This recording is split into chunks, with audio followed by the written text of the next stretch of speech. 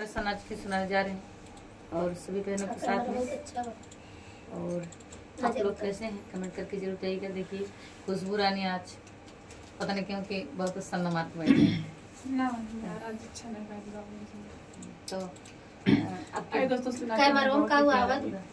हाँ तो तने नीचे रखे उसका करी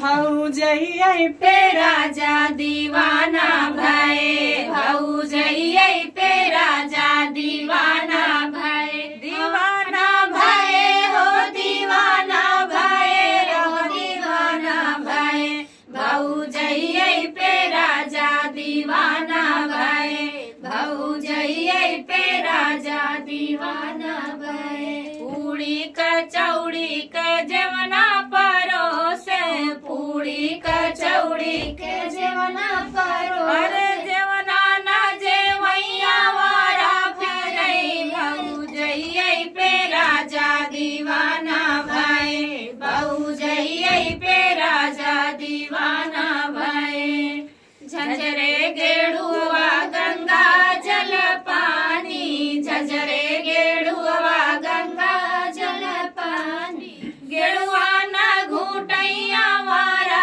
फिरे भौजैया पे राजा दीवाना भय भौजैया पे राजा दीवाना भय लौंगाई इलायची कबीरवा